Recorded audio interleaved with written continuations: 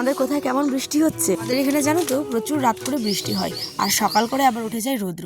Hello everyone, good morning and welcome back to our new video. আমি উত্তর দিনাজপুর থেকে পায়েল, আমার ছোট্ট পরিবারে তোমাদের স্বাগত। তার মধ্যে দেখো আবারও বৃষ্টি ঝিরিঝিরি করে চলে আসলো, কিন্তু ঘুম থেকে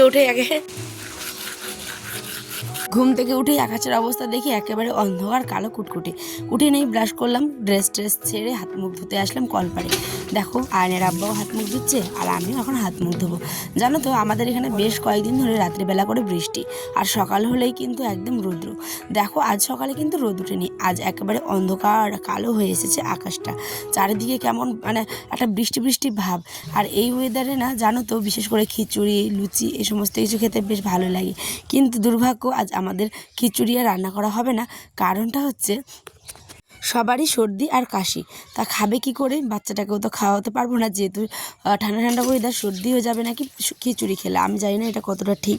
আর এই যে এখন আমি এসেছি কলপাড়ে, এই যে দেখছো বাসগুলো, এখানে কিন্তু একটা লাউয়ের গাছ লাগানো হয়েছে। আর বৃষ্টি পড়ছে তো তাই জল পেয়ে মানে বেশ ভালোভাবে কিন্তু ডগাগুলোও ছাড়ছে। চলো এখন হাত মুখ ধোয়া কমপ্লিট, এবার যাই ঘরের দিকে। ঝড় বৃষ্টিতে এই গরু ছাগলগুলো রাখারও খুব সমস্যা।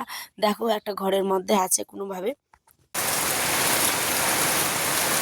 আপনি পাতাগুলোকে না, পাতা নিচের সুপারি গাছের পাতা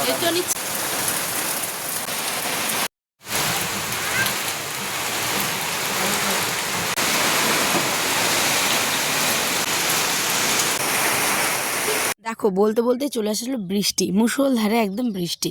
ছাতা নিয়ে গেলাম হচ্ছে কলপাড়ে, যেহেতু লাইন নেই আবার মোটরের জলও নেই জানো তো।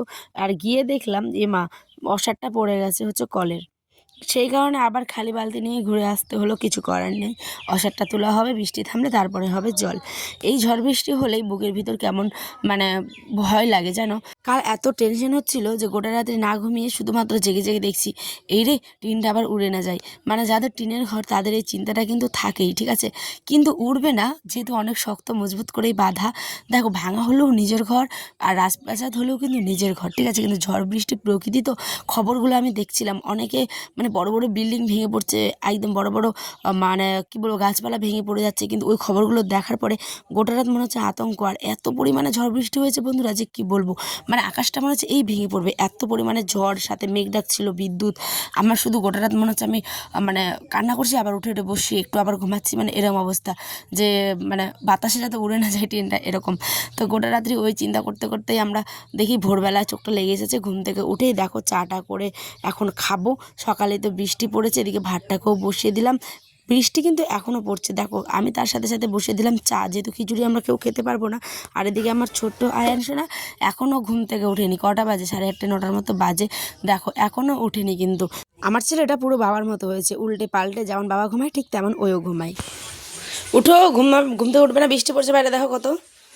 উঠো, চা করছি, চা খাবে না? উল্টে পাল্টে ঘুমাচ্ছে, ওই দেখেছো? যেই শুনেছে মাম্মা চা করছে সেই একদম উঠে বসে গেছে। তারপর একটু আদা, তেজপাতা, এলাচ আর চিনি, লবণ এই সমস্ত কিছু দিয়ে একটুখানি করলাম র চা। এই ঠান্ডা ঠান্ডা ওয়েদারের চা আর একটুখানি মুড়ি মাখা খাবো। তারপরে দুপুরের দিকে খাবো হচ্ছে কি ভাত। আয়নের আব্বা এটা খেয়ে এখন বেরিয়ে যাবে, তার আগে চলো মুড়িটাকে এই যে মেখে নিলাম, তেল লবণ একটু আর একটু হচ্ছে পেঁয়াজ আর আদা রসুন এই সমস্ত কিছু দিয়ে। রসুন দিয়ে মুড়ি তোমরা কে কে খাও? আমরা তো খাই রসুন দিয়ে, মানে মুড়ি রসুনটা খেতে নাকি আয়নের আবার ভালো লাগে। এদিকে দেখো ওই খালি বলছে কি লঙ্কা দাওনি কেন? আমি বলছি ঠিক আছে নাও, তাহলে লঙ্কাটাই নিয়ে আসি।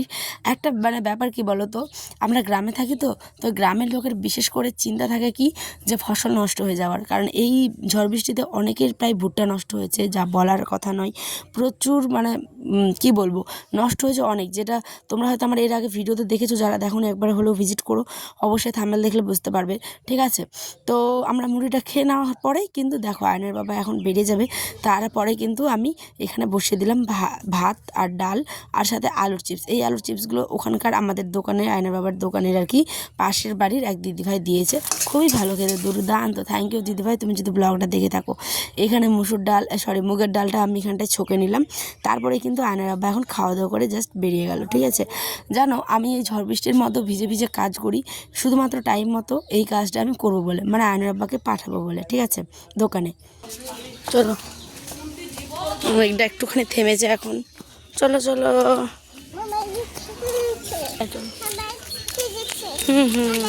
বৃষ্টিটা একটুখানি কমেছে, এখন আয়নার আব্বা চলে এলো। চলো গিয়ে এখন বাড়ির সমস্ত কাজগুলো পরিষ্কার করতে হবে, ঘর দোর। চলো চলো চলো তাড়াতাড়ি এসো, চলো। বৃষ্টির দিন থামলো, তারপরে আমাদের মেয়েদের কী থাকে কাজ, প্রথম সংসারের কাজগুলোকে গুছিয়ে নেওয়ার। মটরে কিন্তু জলও চলে এসেছে, দেখো এখন আমরা এখানে ধুয়ে নিচ্ছি বাসনপত্র। রান্নাবাড়ি যে করলাম, আয়নার আবার খাওয়া দাওয়া করতে চলে গেল। তারপরে আমিও স্নান টান সেরে একেবারে ভাত নিয়ে বসবো। সেই যে একটুখানি 2 মুঠ জাস্ট মুড়ি খেয়েছি, বেশি করে খাইও নি, অল্পখানি খেয়েছি, খিদে পেয়েছে। চলো এখন ভাতটা বেড়ে নিই। দেখা হবে নেক্সট ব্লগে। সকালে ভালো থেকো, সুস্থ থেকো, টাটা। ভালো লাগলে সাবস্ক্রাইব করে পাশে থেকো এই দিদি ভাইয়ের। আল্লাহ হাফেজ।